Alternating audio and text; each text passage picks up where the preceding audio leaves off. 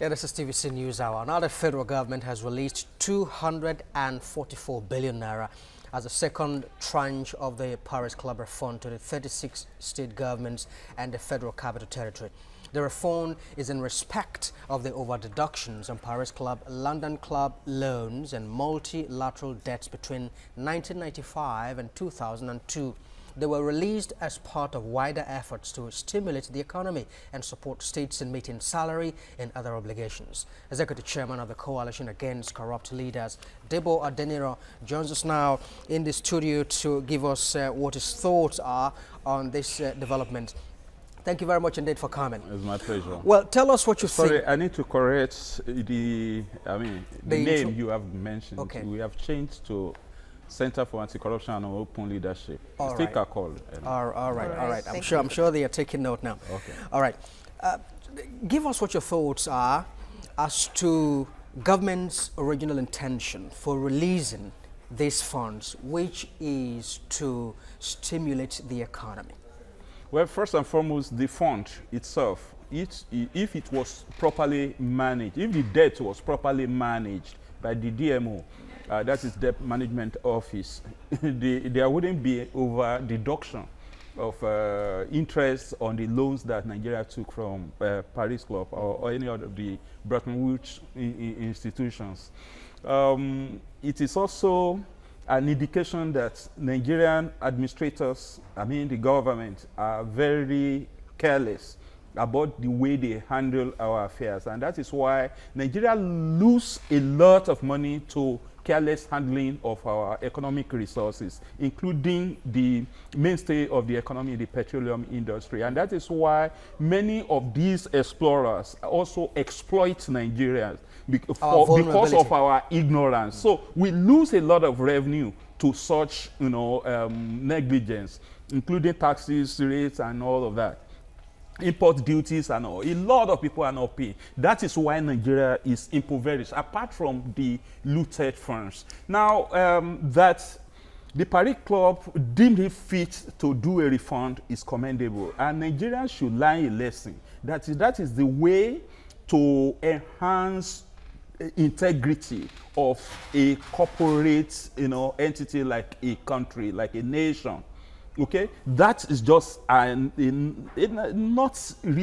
a government that has deemed it fit that they needed to be honest, they needed to be trustworthy, they needed to enhance their integrity by returning the money. But what's your understanding, apologies please, what's your understanding of this disbursement of the refunds now?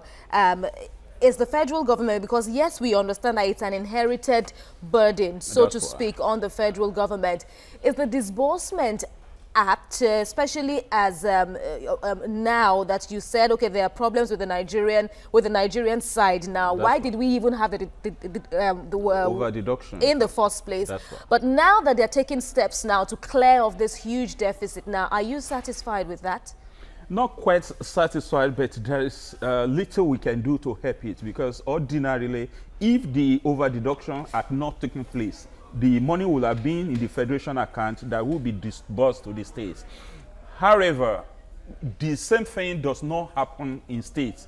The money that got to states are not equitably distributed amongst the people, those that are supposed to be the end users. That is the tragedy of a nation that we are confronted with. Many of these governors, even those who have 13% derivation, what did they do with it? When you go to those states where they they collected this money, you don't see anything fantastic that is done by state.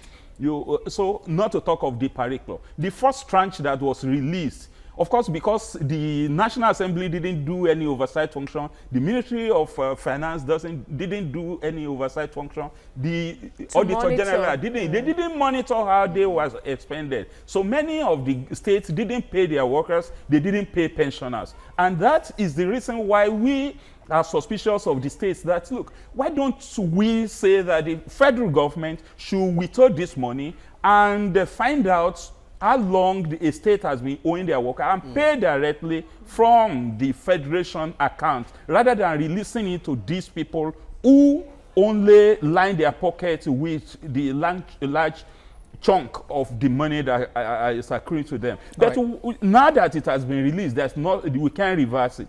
We should only ask all the agencies, including the anti-corruption agencies, to track, not just monitor, to track the movement of this money, from which account to which account, from which account to which end users.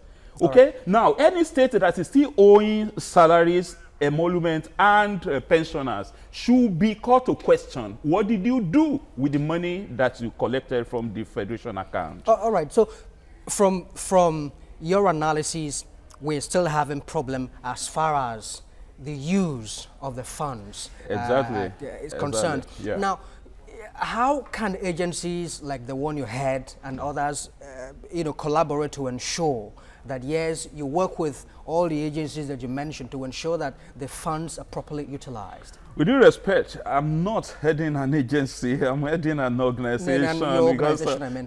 So now, our organizations, we have limited powers. We can only speak to it, we can only mount pressure, we don't have, constitutional or any law that backs us up to force people to do anything. What we do is to pressure the anti-corruption agencies and all the other MDAs that have to do with the release and expenditure of the fund to ensure that the funds are tracked.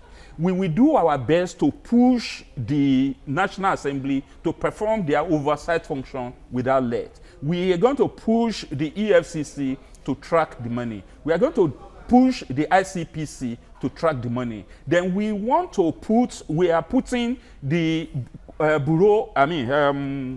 public,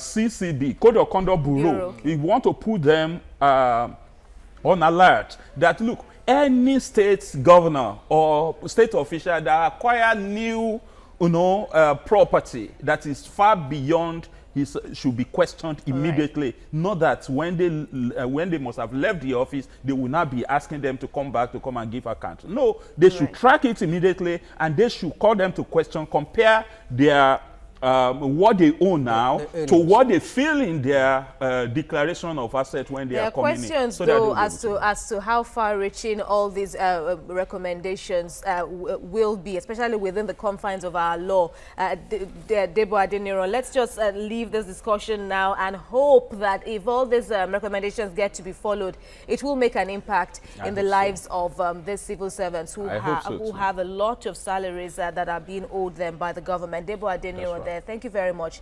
Once again, the executive chairman of CACL there. Of course, the NGO is talking all about transparency.